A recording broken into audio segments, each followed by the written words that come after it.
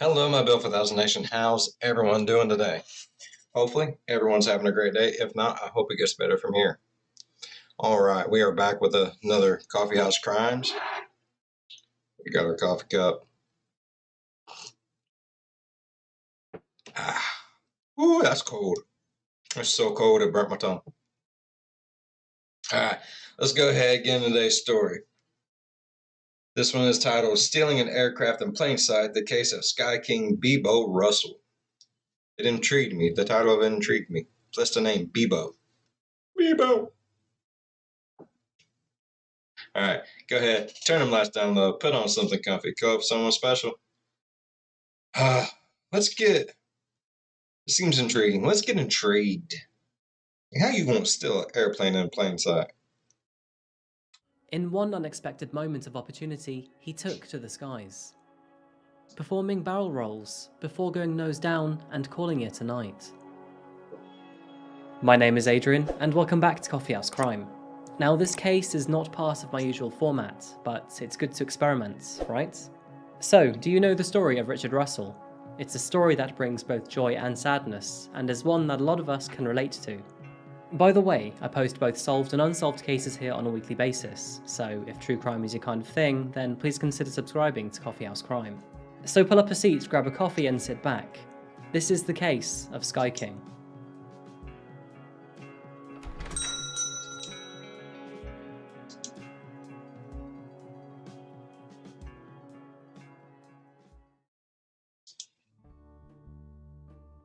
In today's case, we're heading back to America, to the city where I was born, Seattle. Officially nicknamed the Emerald City, Seattle is well known to the world for a variety of reasons. Initially establishing itself as a town predominantly focused to satisfy the timber industry, Seattle has transformed throughout the centuries to become a vibrant city, and is now home to over 750,000 residents, with an economy heavily geared towards the engineering and tech industries. The city holds a distinctive skyline with thanks to Seattle's Space Needle, a 605-foot spire built in 1962, It is fancy which is looking, enshrined with very fancy looking. 360-degree panoramic views of forests and mountains, including the Cascades and the Olympics. And of course, you can never forget that Seattle was the birthplace to Starbucks, opening its first coffee shop in 1971. However, before we speak any more of this city, we have to go from one corner of the United States to the exact opposite. I have a question. Have we done this before? Not on Coffeehouse Crimes. I think it was maybe Mr. Ballin video. I mean, I'm okay with it. I like getting the different perspectives of them, so I'm perfectly fine with those long as you guys are. If not, we're doing it anyways. So, I mean, I don't know. To the Keys, located in West Florida. It was on the 19th of September 1989 that a Mr. and Mrs. Russell would give birth to their son, Richard Russell. And weighing in at just over 9 pounds, Richard started his life large, something that would carry on into his young adulthood. He was the brother to 2 younger sisters, and along with his mother and father, the family of 5 would go on to enjoy the tropical climate of Florida, including its beautiful sunsets, palm trees, and if you're old enough, cocktails. But at the age of 7, Russell and his family would give up their sunny weather and move to Wasilla, located just outside of Anchorage, Alaska. Life here was understandably very different when compared to Florida, but the Russells made it work, and Richard himself would go on to attend Wasilla High School and become... Sorry, I look a little miserable today. I feel slightly miserable. And we had chili cheese baked potatoes. Yeah. So my belly is doing some barrel rolls itself. a well-known athletic student in the surrounding It was good. area. He was competitive in wrestling, and when it came to football, he was a fullback for the school, scoring 6 touchdowns in his senior year alone. Approaching the end of his teenage years, Richard, who by now had acquired the nickname of Beebo, was described as a young man who brought humour and unpredictability to people's lives. He was funny, extroverted, and even described as a handful by parents. At the age of 18, upon finishing high school, Russell, or Beebo, was scouted by North Dakota's Valley City State University to play football, and eventually he was recruited, moving himself from snowy Alaska to Fargo in North Dakota.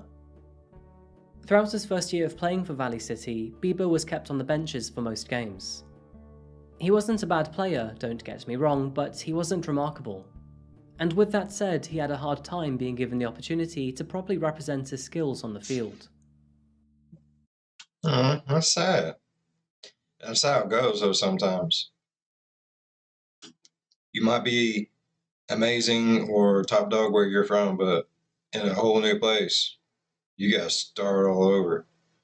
There's always going to be someone bigger and better, and that's awful to say. I mean, I'm sure that was quite discouraging for him. Richard was disappointed in himself. He saw no road ahead with Valley City, and so with that in mind, he quit after the first year. But never mind, life is bright after all, and there were plenty of other things for him to do. So on that note, he decided to re-educate himself by enrolling into Southwestern Oregon Community College, located over on the west coast. Beebo was a religious man. Being a devout Christian, he attended weekly meetings at the Campus Crusade for Christ, where he would meet other like-minded students and help with good deeds around the community. It was in the year of 2011, during these events, that he first met a young woman named Hannah, and instantly he felt attracted to her. Feelings weren't quite the same for Hannah, but eventually she gave him a chance on a date. The two hit it off, and then fell in love. And just 1 year later, the two officially married, becoming Mr. and Mrs. Russell. The two then went on to open up a bakery together, naming it Hannah Marie's Artisan Breads and Pastries. Hannah, who was the master chef, had long ambitions to open up her own bakery, and Beebo was a laid-back and outgoing apprentice. Beebo and Hannah had great fun working together. Sure, there were hard moments, but they recognised that the squabbles were only natural. Instead, they learned to appreciate their difference in personalities in a work environment. But by the start of 2015, they had both eventually grown tired of their isolation from family. While Hannah's bakery was set up in North Bend of Oregon, their closest family was over 6 hours away in Seattle. Hannah found this hard. She wanted to be closer to family, and Oregon didn't really feel like home anyway. So by the time autumn rolled around, a decision was made. They sold their business and moved to Sumner, just south of Seattle. Their move to Seattle, which was Beebo's 6th place to call home, was an opportunity for him to explore and become himself. For the last 3 years, he had happily supported his wife build her own business, but he also had plans of his own. To use a soon-fitting term, Beebo's future was still very much up in the air. He had big dreams of one day becoming... Is it just me, or is this starting off way too freaking sweet?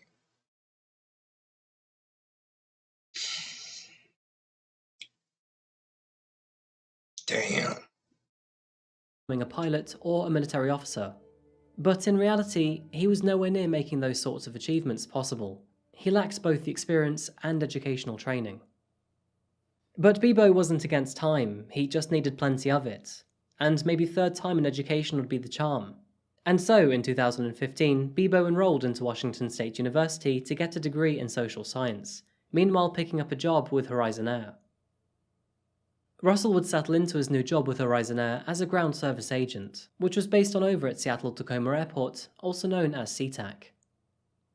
As a ground service agent, he was a crucial member to a tow team, a coordinated group responsible for repositioning aircraft on SeaTac's apron in order to unload and offload baggage. In December 2017... That sounds like a good job, though. It would have to be. I mean, you're working for an airline. I mean, they pay good, don't they? I mean, I don't know. Planes make no sense to me. I get the principle, get the physics. They make no sense. Neither do helicopters. Neither do bees. A couple years since he had started working for Horizon Air, Beebo created and uploaded a video about his job on YouTube. Hi, I'm Beebo Russell, and I'm a ground service agent. That means I lift a lot of bags. Like, a lot of bags. So many bags. Look at all them bags. Ooh, a purple one. I usually have to work outside in this. But it allows me to do some pretty cool things too. Working for Horizon Air The A's got a hell of a sense of humor, though. Ooh, look at all them. Ooh, a purple one. did come with its perks. He was often given the flexibility and opportunity to see various parts of America and the world. But it had its fair share of drawbacks too. While Beebo tolerated the work, he often complained about his conditions to family and friends. With thanks to Seattle's weather, he would often find himself in the rain, and his duties were repetitive, heavy, and exhausting, even for a man his size. But his biggest gripe was over his salary. SeaTac, which was under city jurisdiction, took pride being the first airport in America to raise its minimum wage past $15 an hour. However, the law had some awkward loopholes. I mean, I don't know how long ago this was, but that's pretty dang good. I think here in Ohio, it's only like $8, maybe $9 now. Technically, only staff working inside the terminals were fully eligible for the new minimum wage, meaning that all staff working on the ramps and runways were not. This strange technicality of the law therefore meant that Beebo, day in and day out, was breaking his back in the rain for $12 an hour. And Oh, I'd be pissed as shit. You gonna tell me that lazy motherfucker that's in there sitting on their ass is gonna get paid more than me out here in the cold, in the rain, in the snow, potentially getting hit by an airplane, getting sucked up into a turbine, and dealing with these damn bags all day long?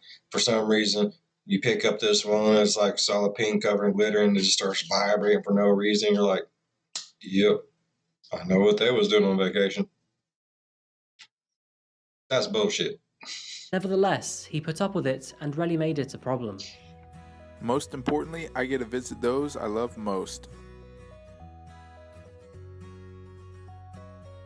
It evens out in the end. Colleagues described Beebo as a quiet guy, someone who was well liked by the other workers. He was kind-hearted. Look at the poopies!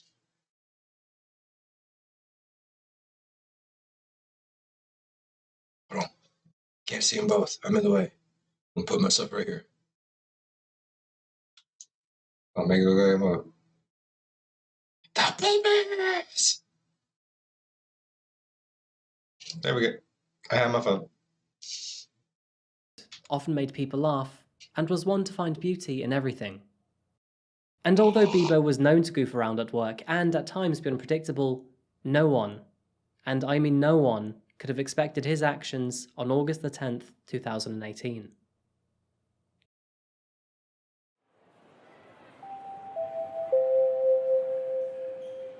Welcome to SeaTac. Damn, I thought that was actually the intercom thing going off on there. I was like, oh my god, that sounds just like you. I'm telling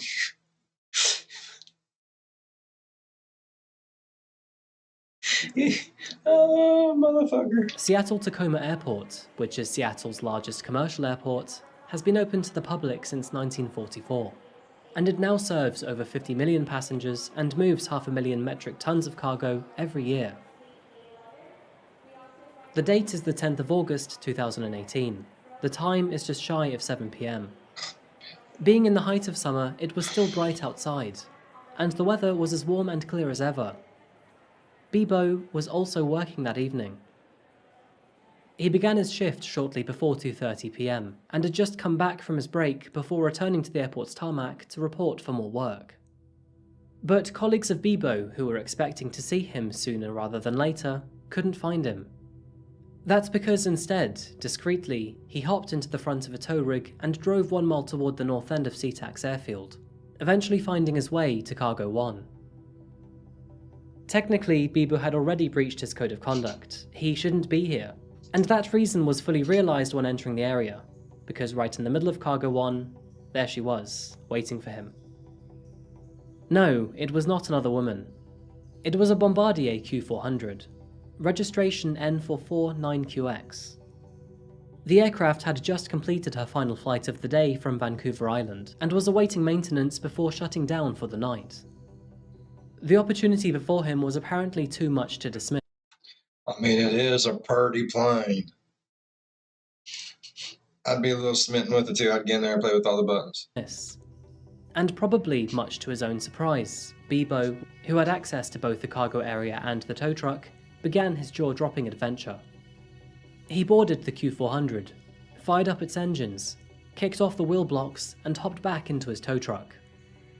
And once he had turned the aircraft 180 degrees around towards the runway, yes, he reboarded that aircraft. Air traffic control, who only noticed Beebo's aircraft as it reached runway 16, began to panic, repeatedly asking who was flying and what takeoff clearance they had. But their cries fell on deaf ears. Beebo didn't respond, and locked behind his own silence was his very own luck, because the runway was particularly quiet this evening, and the wind was blowing south. Perfect conditions for takeoff. At 7:33 p.m, I'm going fast, mama. I just have flash of Ricky Bobby.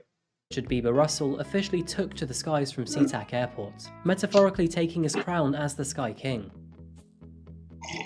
And just after taking off, Beebo directed his aircraft southeast and began his flight towards Mount Rainier. Just 1 minute later, he made radio contact with ATC back at SeaTac. Man, I'm a ground service agent. I don't know what that is. I don't know how to fly one of those aircraft, but we'll see what we can do and get you in contact with somebody. Alrighty, yeah, I just kind of want to do a couple maneuvers, see what it can do before I put her down, you know?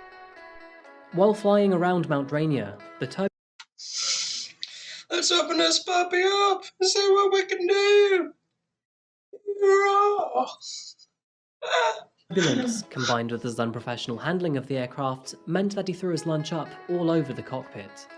And so I can reach out to you a little easier. A little bit. I'm sorry, say that again? Sorry, my mic came off. I threw up a little bit. You know, hold on.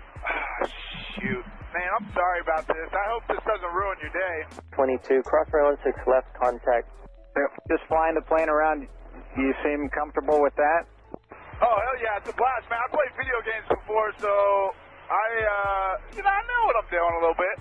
Beebo then veered himself left towards the Olympic National Forest in hopes to take in some new views of Seattle's terrain. Okay, and you can see all the terrain around you. You've got no issue with visibility or anything? Nah, everything's peachy clean. Just did a little circle around Rainier. It's beautiful.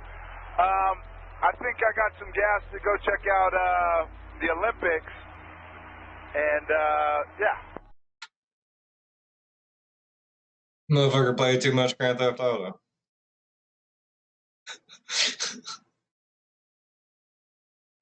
He one of them people breaks in military places. Bases is still legit. Ain't he? Oh god. Okay, and Rich, do you know, are you able to tell what altitude you're at? I threw up all inside of it. It's bad. Mexico 494, Monitor Tower 1. Our attempts to get going up. Yeah, that's all mumbo jumbo. I have no idea what all that means. I wouldn't know how to punch it in. I'm off autopilot. And by now, all aircraft was diverted away from Seattle's airspace to avoid any chance in colliding with his aircraft. No, I'm not taking you to any jets. I'm actually keeping you away from aircraft that are trying to land at SeaTac. Oh, okay, yeah, I don't want to screw with that. I'm glad you're not, screwing up everyone else's day. On account of me. And ATC back at SeaTac then suggested to Beebo that he could try to land at McCord Air Force Base, located just south of Seattle. There is the runway just off your right side in about a mile. Do you see that? That's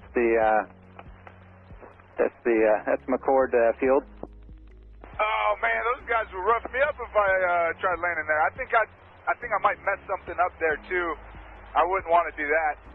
Hopefully, they probably got anti-aircraft. No, they don't have any of that stuff. We're just trying to find a place for you to land safely. Yeah, not quite ready to bring it down just yet, but holy smokes, I gotta I gotta stop looking at the fuel because it's going down quick. But he failed to take the suggestion. Simultaneously,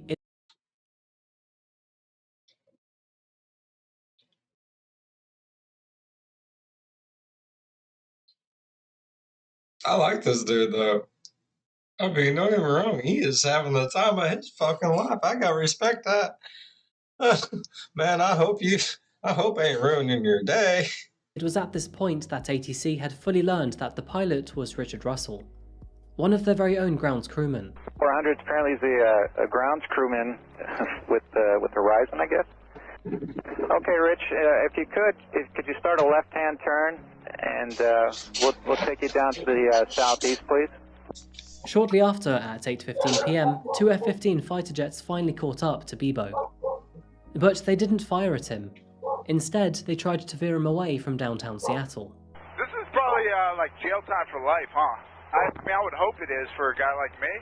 Well, Rich, we're not going to worry or think about that, but could you start a left-hand turn, please? Nah, I mean, I don't need that much help. I played some video games before. I would like to figure out how to get this cabin altitude. Like, I know where the box is. I would like to get some, make it pressurized or something, so I'm not so lightheaded. And when asked why he stole an aircraft, he related it to his minimum wage. Minimum wage. We'll chalk it up to that. Maybe that'll grease the gears a little bit with the higher up. Maybe, yeah. 16 left, American 7 Alaska 691. Damn it, Andrew! People's lives are at stake here. Now, Rich, don't say stuff like that. Nah, I just told you I don't want to hear no one. I just want you to whisper sweet nothings into my ear. Hey, you think if I land this successfully, Labs will give me a job as a pilot? I think they would give you a job of doing anything if you could pull this off. Yeah, right. Nah, I'm a white guy. Hey, I want the coordinates of that orca with the mama orca with the baby. I want to go see that guy. At this stage, Beebo was more than aware of the aircraft's fast diminishing fuel. He knew that he didn't have a great amount of time left before it would run out. And in that moment, He's having so much fun though. I mean, the guy talking to him's like, man, if you pull this shit off, they'd probably give you a job doing anything. Please don't. There's lots at stake here. Please don't say that. Oh no, everyone's fine. It's fine.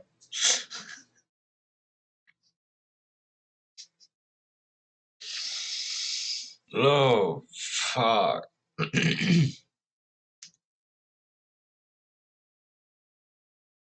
started reflecting on his actions and his life. I got a lot of people that care about me, and it's going to disappoint them to hear that I did this. I would like to apologize to each and every one of them. Just a broken guy.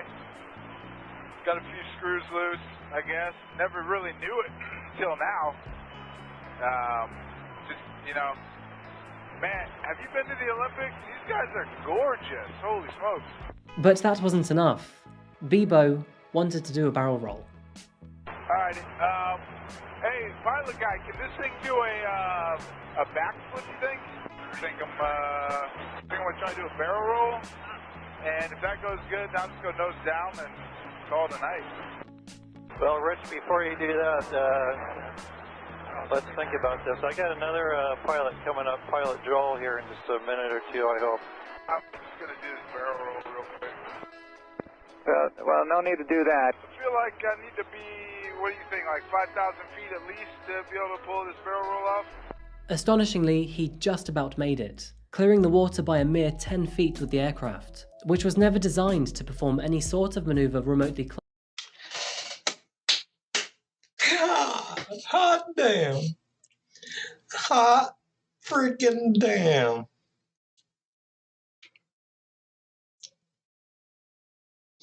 I know this is going in tragically because, yeah, I definitely do remember this on a different thing. But, damn, I love hearing so much more shit. I do. He did a barrel roll that wasn't supposed to be done. Yeah. Rock it, Beebo.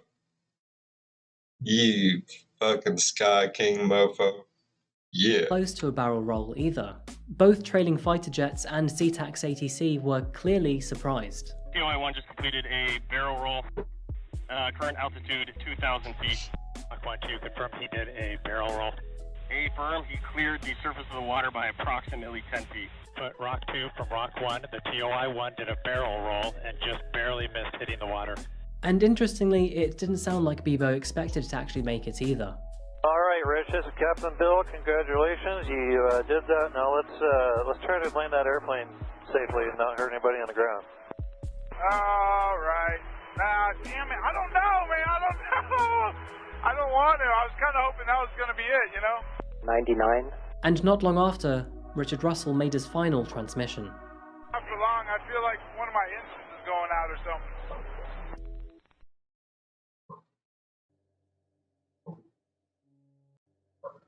Damn.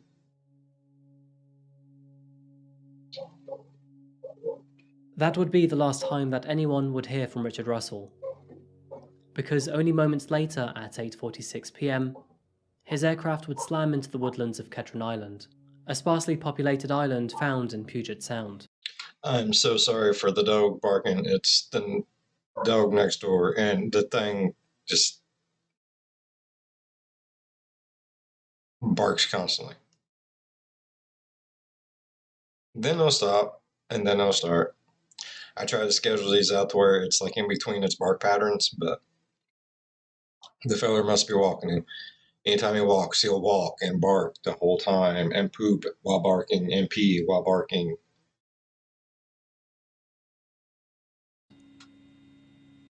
Sorry. And with his speed, angle, and area of impact, the crash would have very likely killed him instantly. Even if not, the 2-acre fire caused by the blast would have stood in his way instead. Being in a dense woodland in the middle of a remote island, it would take over 40 minutes for first responders to reach Beebo's crash site. And by now, the entire area was either ablaze or charred. FBI concluded that Beebo, who would later become known as Sky King, turned his aircraft's nose down in an act to take his own life. He deliberately picked a remote place to avoid any casualty to other human beings. Shortly before his descent, and while he was still alive, he actually texted his wife to say that he loved her and that she deserved better. And whether she found out about her husband's fate through text messages or through media, it's not actually known. The FBI would also eventually conclude that Beebo, who had acted alone, was not connected to any criminal plot or terrorist ideology.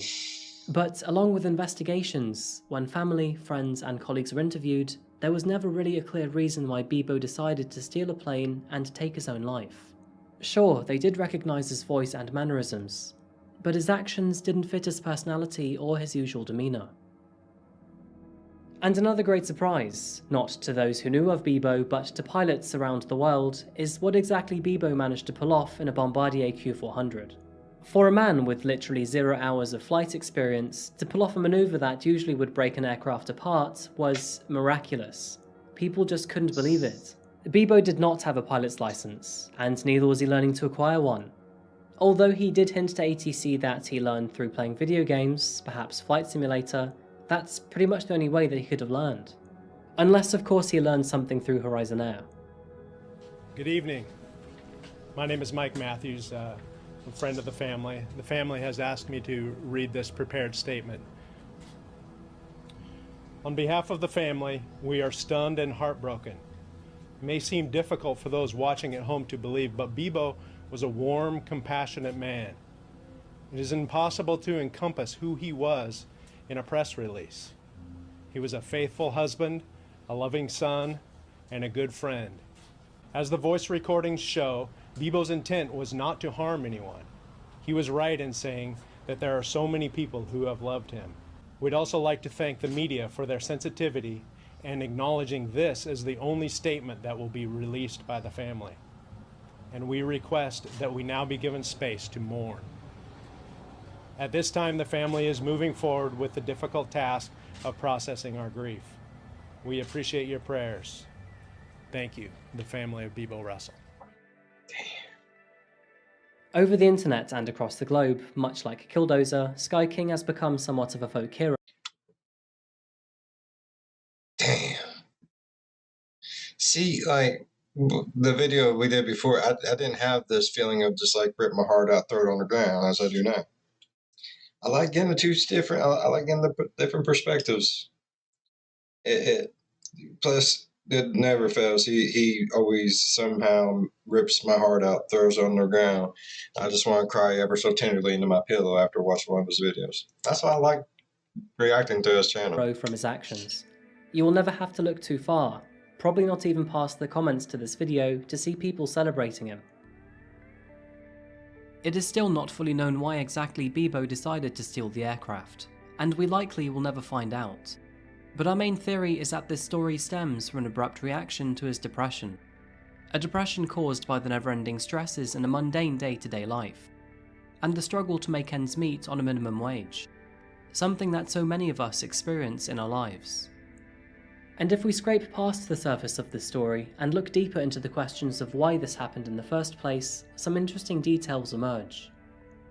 I've talked about this in previous cases before, but current day knowledge on the effects and consequences of the brain structure after head injuries and concussions have occurred is still very limited. But as both time and research simultaneously progress on this subject, almost each and every study seems to correlate concussions with long-term psychological problems around depression, impulsivity, and emotional lability. And in his younger years, Richard was not only a competitive wrestler, but he was also an American football player too. Friends of Richard were able to confirm that he had suffered several concussions while playing sports. And there were also telltale signs of his impulsivity when he was a younger age too. An impulsivity that, along with his depression, may have assisted him in his decisions. Following Sky King's actions, new security screening measures were introduced at SeaTac, which included assessments and services geared towards the mental health of their employees. Although Beebo was able to literally steal an aircraft from one of America's busiest airports, authorities emphasized that there was never any violation of security procedure, not from a corporate, airport, or governmental level. The case was just so bizarre that it was never considered before. And the aircraft, which was worth over $30 million, was paid under the company's insurance policy, with no penalties or deductibles. To this day, if you look hard enough, you can still find pieces of Sky King's Q400 on Ketron Island. While all large pieces of debris have been cleared, small remnants will likely remain here for decades until being picked up. And eventually, in 2019, family and close friends visited the site where Beebo spent his final second on Earth in a tribute to his memory.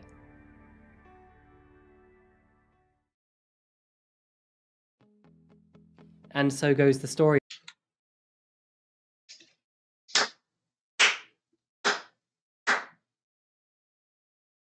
I'm flipping Sky King. Someone give that man his crown.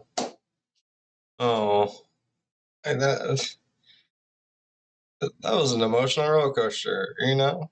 It was like a whole love story. Okay, I know for a fact we have seen this, I'm pretty sure, on the Mr. Ballin video. So I pretty well knew how it was going to end. But hearing so much backstory and hearing so much more of the conversation they had with the flight people,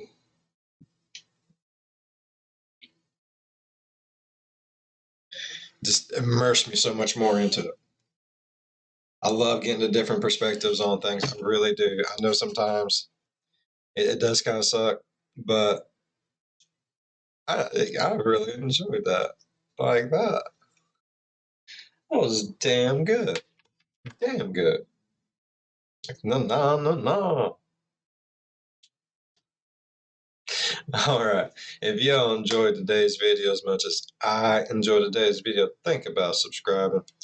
Now, if y'all enjoyed today's video as much as I enjoyed today's video, hit that thumbs up. If you're a fan of the spooky, scary, strange, deranged, emotional roller coasters that usually make you want to cry on your pillow after it's all said, done, and over with, think about subscribing, and I promise you will cry all night long. As always, be good to one another. I'll see you in the next one. Bye-bye. I mean, he played a lot of Grand Theft Auto. He had to. Got on that damn plane and drove it like he stole it. Yeah, mad respect. I mean, he did a barrel. Even the flight people was like, he was only 10 feet from the fucking water. Like, he fucking did it there.